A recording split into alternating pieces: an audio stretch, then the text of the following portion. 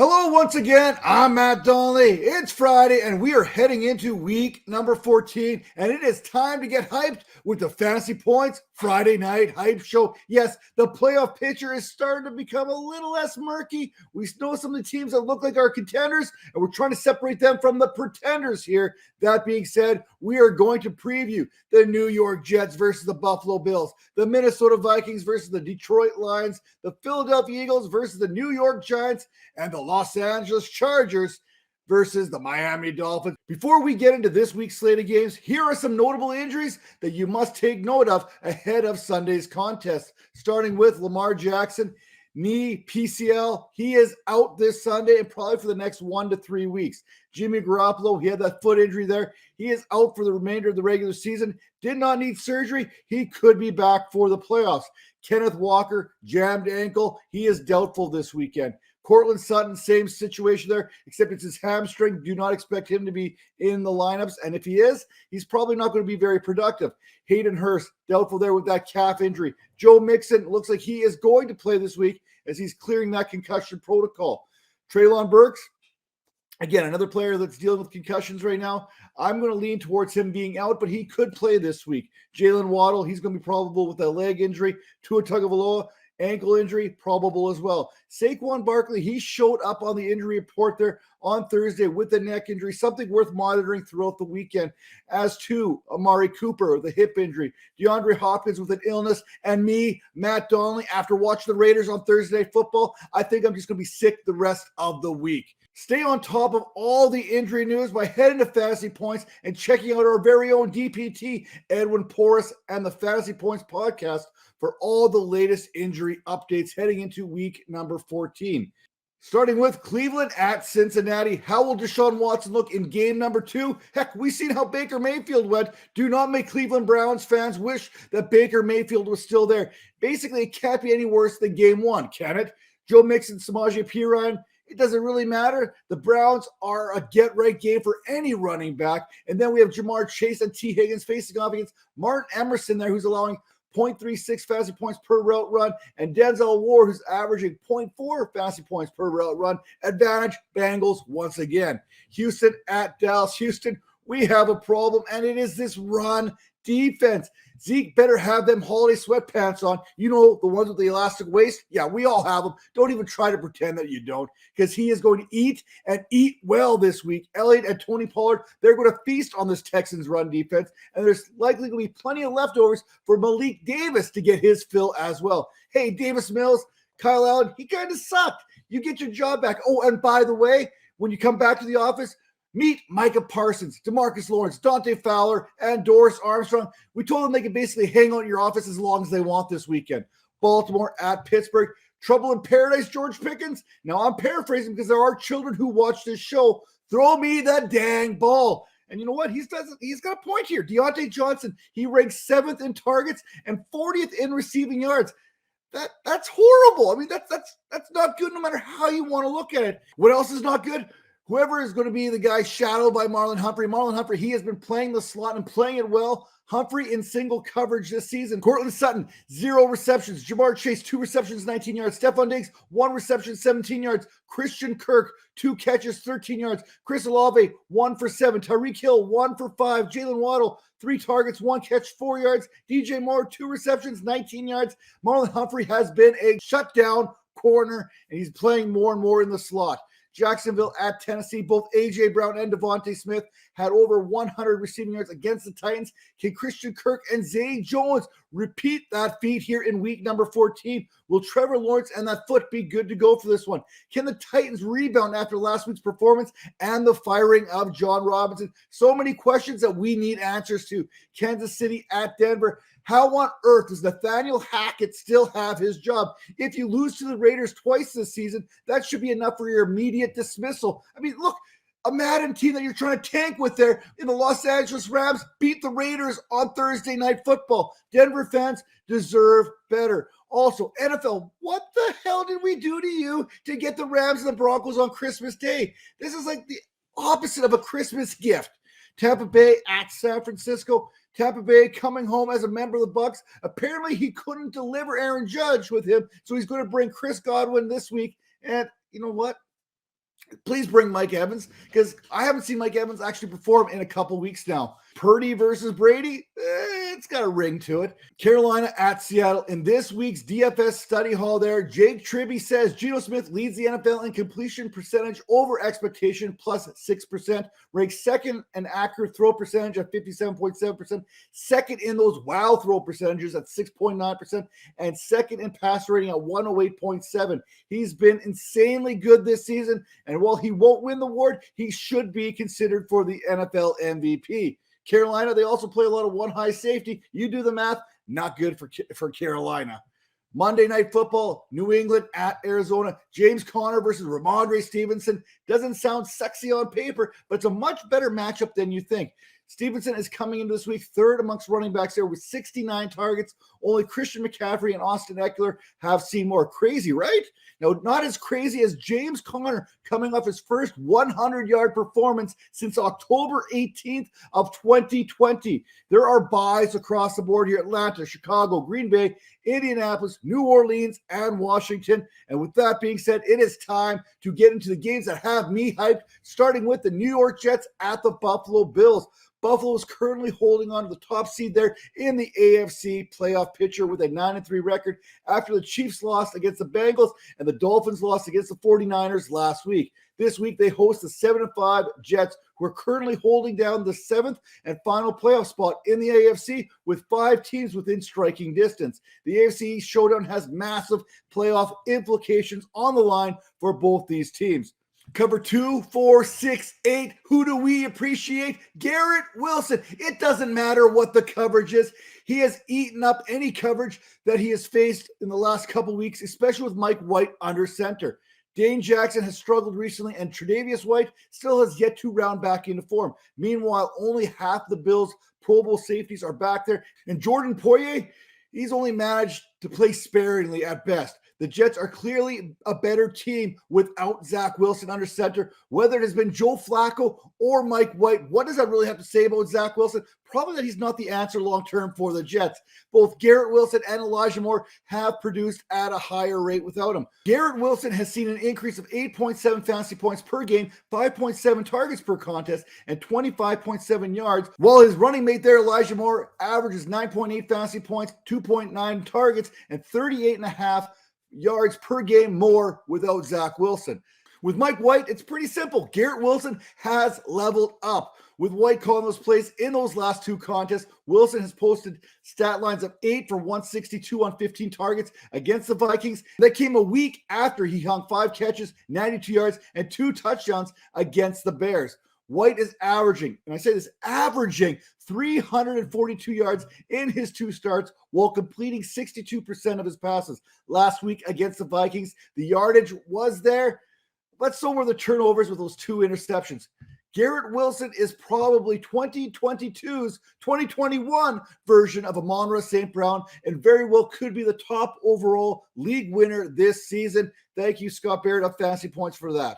Sure, Zanovan White there, bam, played well as the lead back there in that Jets backfield last week, earning 20 touches and 55% of the snap share on his way to 118 yards while logging all the red zone work. That was with Ty Johnson and James Robinson factoring in. This week, if all goes well, the Jets are hoping to have Michael Carter back in the lineup, and it's like everyone forgot how good he has been this season. On Wednesday and Thursday, Carter logged full participation in practices there. And the last time that he faced this Bills team, he carried the ball 12 times for 76 yards and a touchdown. Now, Knight, he has earned his touches moving forward, and I would expect this to be a fairly evenly split backfield with James Robinson likely to be a healthy scratch again this week.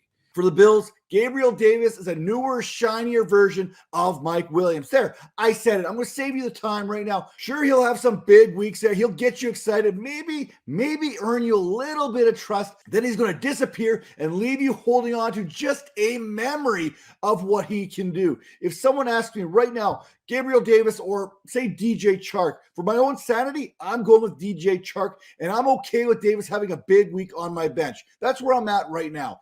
Now, Davis and Stephon Diggs, they're going to be lining up against Sauce Gardner and DJ Reed this week. Gardner has allowed a 48.6 passer rating and just a 43.9% catch rate this season, while Reed, he's been just as stingy, allowing just a 74.4 passer rating and a 55.6 catch rate there. That's how good they've been.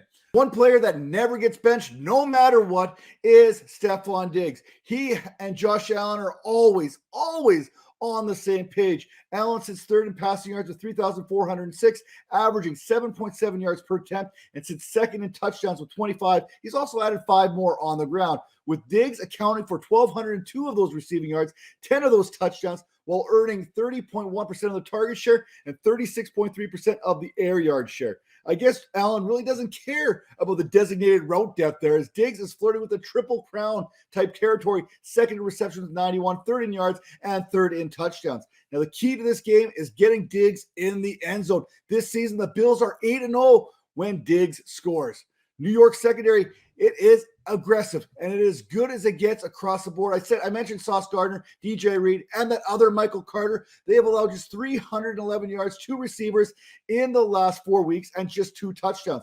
Now, I would expect Gardner to be over Davis for much of this contest, as the Bills are likely to move Diggs around the formations. Enough about this passing game. Is James Cook now the big dog there in the Buffalo Bills backfield as far as fantasy? Probably not, but 43% of a snap share, which is pretty much equal to Devin Singletary's 44% of the snap share, is a positive sign moving forward. He led the team in both carries and targets against the Patriots last week. It seemed a little out of character last week to see the Bills run Cooks and Singletary 27 times, while Josh Allen only attempted 33 passes. So I have to believe that Buffalo wants to protect Josh Allen a little bit more down the stretch, but it's all going to be game script dependent on that. If teams are getting a close game, expect Josh Allen to be moving. Listen, if you've seen this show, if you've heard me talk, you know that I have fantasy trust issues. And this Bills backfield, it is basically shaping up as that meme of that 3-headed dragon, but 2 of the 3 dragons are the goofy one, and only 1 is a serious one. And we don't know which of these Bills backs we can trust, because even Nyheim Hines, he saw 20 snaps last week. Moving along to the Motor City, we have the Minnesota Vikings at the Detroit Lions. This week's Vikings versus the Lions matchup has all the markings of being the highest scoring contest of the week. Are the 10-2 Minnesota Vikings overrated? Are the 5-7 Lions underrated? How was a 5-7 team a favorite against the 10-2 squad coming off a big victory over the New York Jets just a week ago? For Minnesota, Kirk Cousins and this Vikings team have certainly been airing it out over the last month, as their 291 air yards per game can attest to. This week, they face a Lions team that is allowing the 6th most passing yards this season and are giving up 252.5 per contest. Cousins has to be liking how his receivers are stacking up against this Lions secondary.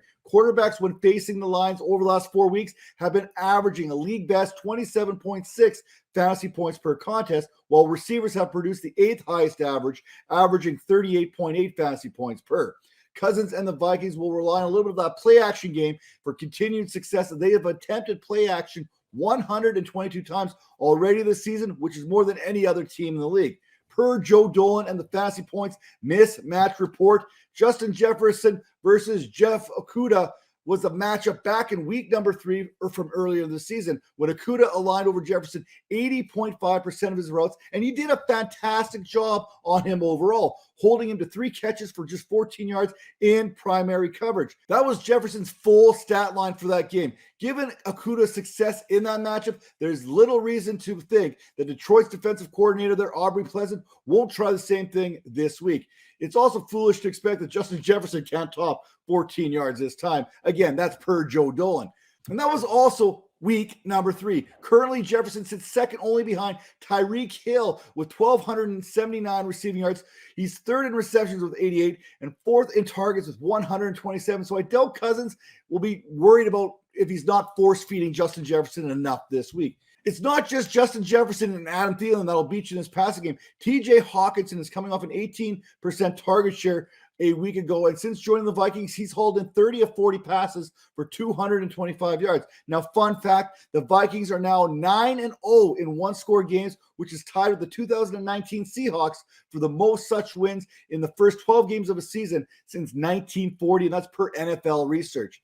For Detroit, Jamal Williams had 13 career touchdowns entering this season. Williams has 14 this season in just 12 contests, and he sits only 3 back from Barry Sanders' team record of 17 total touchdowns set in 1991. He still has 5 games to add to that total. I haven't even fact-checked this, but I'm pretty sure that 80% of Williams' scores have come from inside the 2-yard line. DeAndre Swift was getting in on the action in the passing game over the last month. He was actually seeing a target on 37% of his routes in which he ran, which was even a higher rate than Devontae Adams had been seeing, and he's ahead of Amon-Ra St. Brown's 32%. But last week, Swift actually out-attempted Williams 14-11 for carries out of the backfield, and he produced 62 rushing yards with those opportunities. Perhaps Swift is back as a potential league winner, as he thought he might have been way back in August, and perhaps we're all being set up for a 3-touchdown performance from Jamal Williams this week. Stranger things have certainly happened. Now, Minnesota, they've been okay against the run this season, allowing 115.1 yards per game on the ground. And for fantasy, they've allowed an average of 23.2 fantasy points per game to opposing backs. That said, the Lions, they just decided to throw the ball early and often to Amon-Ra St. Brown, DJ Chark, and Jameson Williams this week, as Minnesota is allowing 42.3 fantasy points per game over the month and have allowed a league high 283 passing yards per contest this season. That number is actually worse over the last 3 weeks, as the Vikings secondary has been torched to the tune of 345.7 yards. Now, Amon-Ra St. Brown, he won you fantasy championships last season, and he's ready to run it back here again on the back end of 2022. Look, St. Brown is averaging 23.1 PPR fantasy points per contest in games in which he's played, in which he has been healthy. Now, to put that into perspective, that's more fantasy points than Stephon Diggs, Cooper Kupp, Devontae Adams, Tyreek Hill, Justin Jefferson on a per-game basis. And since week number 7, St. Brown is averaging 2.88 yards per route run, which is the 4th most amongst the wide receiver position. Now, Dan Campbell, I'm going to hold you to this. I'm taking you for this word. He promised us more Jameson Williams this week. And in his NFL debut last week, Williams, he only ran 4 routes. So really, the bar is set pretty low. Now, what does this all mean? It means that Jared Goff at home is about to have one of those games. You know, the kind of game that secures your spot in those fantasy football playoffs. The Vikings have given up 300 or more passing yards in 4 consecutive contests, including in the last 2 to quarterbacks named Mac Jones and Mike White. Now, moving on to the third game this week, how about the Philadelphia Eagles taking on the New York Giants? We know Philadelphia, they're contenders, but are the New York Giants, are they pretenders? Now, this week, the 11-1 Eagles, they are heading into New York to take on the 7-4-1 New York Giants team. After a couple poor performances there, the Eagles offense looks to be back on track, scoring 75 points in their last 2 contests, including 953 yards in those 2 games. Meanwhile, the Giants are coming off a tie against fellow rival there, the Washington Commanders. Looking at this Eagles team, A.J. Brown last week, he got the last laugh against the Tennessee Titans there. Not only did he have 119 receiving yards and 2 touchdowns on 8 grabs in a revenge game, he more than likely also got the man who traded him fired in the process. Philadelphia is one of those few teams in the league that can beat you in a multitude of ways. Going into last week, the Titans were strong at defending the run, so the run-heavy Eagles, they decided to air it out. Devontae Adams, in addition to Brown, would post over 100 yards receiving, and Jalen Hurts, he would end up going 29 of 39 for 380 yards, 3 touchdowns, before basically taking the entire 4th quarter off. Looking over Scott Baird's usage report over on fantasypoints.com, prior to Dallas Goedert's injury, Philadelphia tight ends combined for a 24.1% target share. Since then, that's dropped all the way down to 6.9. Where did those targets go? Mostly to Devontae Smith there, who has seen a significant jump in target share from 24.1% all the way up to 30.2% following Goddard's injury. Smith has led the Eagles in first read target share in 3 of 5 games there, but Brown has led the team in only 3 times the entire season. And Smith has seen 8 targets in 5 of 6 games here, but Brown, he's seen only at least 8 targets once over the last 5. New York is currently allowing the 12th most fantasy points on a per-game basis over the last 4 weeks to the wide receiver position, allowing 36.5 per game and giving up 369 yards and 3 touchdowns. per Ruben Frank, who covers this Eagles team for NBC Sports Philadelphia, with 1 interception in the last 8 games, covering 213 pass attempts, along with 16 touchdowns. Jalen Hurts now has the 6th best career interception return in NFL history, a minimum of 500 attempts, with 1 interception every 58.6 pass attempts. Hurts' 136.9 passer rating on throws beyond the sticks is tops amongst his peers this season. Given that this week's opponent has been allowing 141.1 yards per game this season, which is the 7th most, and 164 yards per game over the past 3 games, I would expect the Eagles to return to more of a ground and pound approach when facing the Giants, as Miles Sanders sits 36 yards shy of 1,000 on the season. Sanders sits 7th in touchdowns this season and is 10th in red zone touches while averaging 83.2 yards per game. Meanwhile, the Giants, they are allowing the 26th most rushing yards per game and the 2nd highest explosive run rate since week number 10. Now, speaking of those Giants and their running back situation, Saquon Barkley is the key for this team. There's no doubt about that. No one's ever questioning that. However, if you look at what this Eagles defense just did to Derrick Henry, I mean, they did him dirty last week. You have to feel that this is going to be an uphill battle. Henry last week averaged 2.7 yards per carry, while Barkley, he has been limited to 3.3 yards per carry over his last 5 contests, and one of those games happened to include the Houston Texans. New York, they will need to be setting up screens and running draw plays to keep pressure off of Daniel Jones. Now, Tom Broley on his Week 14 best bets, again over at fantasypoints.com, he mentions that Daniel Jones is facing pressure at the 2nd highest rate, 26.7%. And the Eagles, they rank 7th in pressure rate at 23.7 after sacking Ryan Tannehill 6 times a week ago. Outside of Saquon Barkley, this offense has essentially been Darius Slayton with a shot of Richie James in there from time to time. Slayton has commanded at least 21% target share in each of the Giants' last 6 contests and has been averaging 76.3 receiving yards and 4.3 receptions over that time. In the last 6 weeks, Slayton sits 13th in the NFL in yards per route run, and since week number 7, he has assumed 43.2% of the Giants' air yard share. Against the Commanders, Slayton caught 6 of 8 targets there for 90 yards, while Isaiah Hodgins added 44 yards on 5 receptions. After missing several games due to an orbital fracture, Daniel Bellinger made his return to the Giants lineup last week, catching 5 balls for 24 yards. But in today's tight end economy, you take whatever you can get. It's really that simple. Bellinger has 21 receptions for 176 yards this season, and he's basically guaranteed 3 targets per game, especially considering Darius Slay and James Bradbury will be looking to lock down these Giants receivers, as both corners have allowed a sub 55% catch rate and passer rating this season. If the Eagles defense naturally takes away Saquon Barkley and the run game, and Slay and Bradbury, they shut down Slayton, then the biggest threat comes courtesy of Vanilla Vic, a.k.a. Daniel Jones, and his ability to run the ball. Not only when his number is called, but on those undesigned runs like he had against the Commanders last week. If Jones can soften up that coverage with his legs, then he's going to be able to have a couple shots down the field to Darius Slayton, like that 55-yard pass a week ago. And finally, how about the Los Angeles Chargers and the Miami Dolphins? Both the Dolphins and the Chargers will be looking to get back in the win column this week. Miami was left heading home with their fins tucked between their flippers, courtesy of a 33-17 beatdown at the hands of the 49ers in San Francisco a week ago, while the Chargers had an uninspired 27-20 loss handed to them by the Raiders in Vegas. And hey, we just saw what the Rams did to the Raiders. That makes that loss look even worse. A loss this week would drop the Chargers below 500.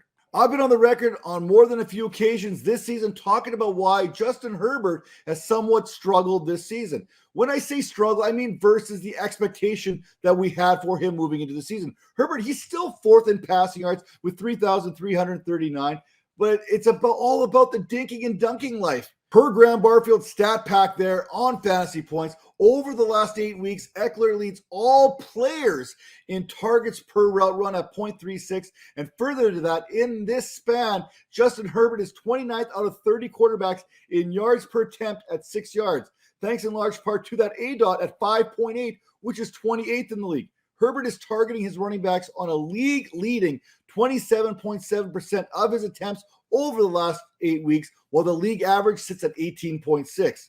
Last week, it seemed that this offense became too predictable, and the Raiders were able to keep everything out in front of them outside of that one big catch by Keenan Allen along the sidelines there. Now, maybe the potential return of Mike Williams this week alongside Allen can get this Chargers offense looking more explosive, more of an air raid style, because, hey, that's what we've really been missing. When Allen returned in week number 11, Herbert has certainly been looking his way as he's received 23.6% of a target share and a 42% air yard share and been the primary read in the red zone with 55.6% of the end zone target share, scoring twice on those 4 targets.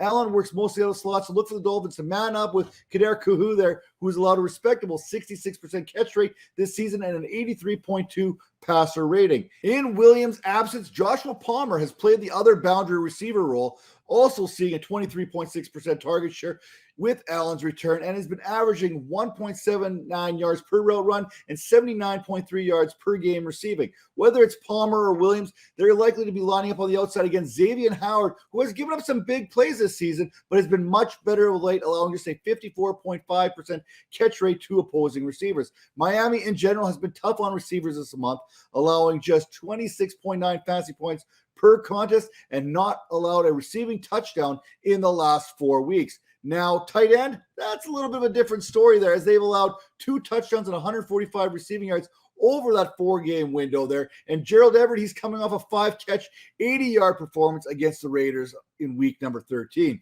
After allowing 211 rushing yards and 2 touchdowns on the ground and an additional 2 scores and 137 yards receiving 2 backs in the last 4 weeks, Austin Eckler is once again an obvious strong play, facing a team that's also allowing nearly 26 fantasy points per game.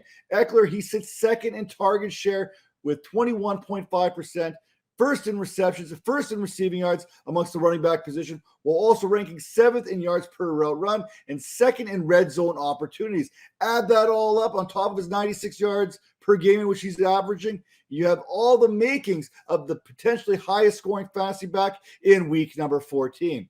And speaking of backs who could hopefully score this week, how about the Miami backs here? Okay, Jeffrey Wilson and Raheem Mostert, they also did you dirty last week, but it is the holiday season, and we need to forgive and forget and appreciate that the Chargers love giving up fantasy production to running backs this season. Now, Miami had all but 8 rushing attempts last week, but considering the injuries to the ankles of both Tua Tagovailoa there and Jalen Waddle, you have to believe the Dolphins are going to want to run the ball a little bit more, especially it's a run defense that is allowing 166 yards per game over the last 3 weeks and has allowed 27 fantasy points per game to running backs this season. A couple reasons why the Dolphins struggled last week. First, San Francisco's defense is pretty darn good, and they've pretty much shut down everyone all season. The other reason, Miami was without their starting offensive tackles, something that's kind of important when you're facing, Nick Bosa and that 49ers defense. This week, the Dolphins face the other Bosa brothers team. However, Joey, he's still on injured reserve, and the Chargers, they rank near the bottom of the league when it comes to pressure rate this season.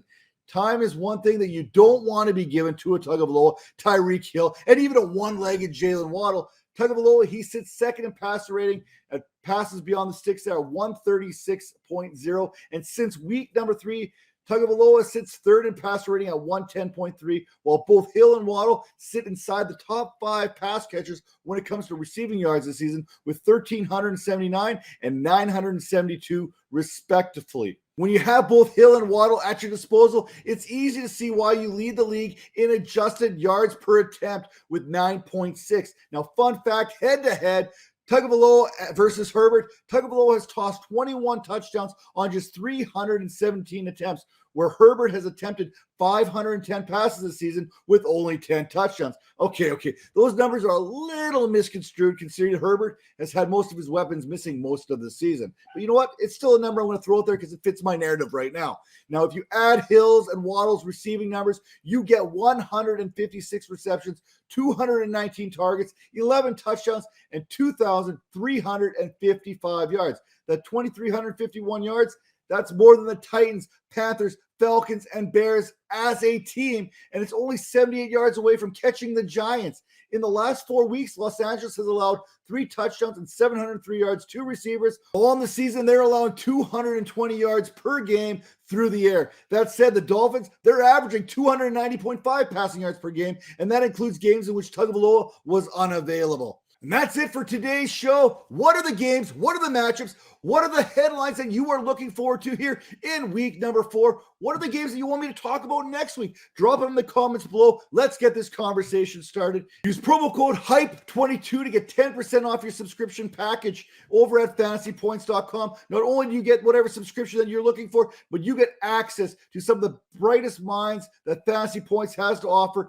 in that Discord channel. And before you leave, make sure that you are checking the Fantasy Points YouTube channel up there. We got free content coming at you almost every day of the week, starting on Mondays with the Monday Grades with Wes Huber, 9 a.m. Eastern. Tuesdays, Plugged In and DFS Review with Scott Baird and JM2Win. That's coming at you at 2 p.m. Eastern. Wednesdays, we have the Midweek Mailbag with Nick Script. And Joe Dolan is coming at you every Tuesday through Friday, 9 a.m. Eastern with the Daily Lineup. And of course, hey, you know it right now, every Fridays, 8 p.m. Eastern, you got me, you get the Friday Night Hype Show, and we'll see you next week.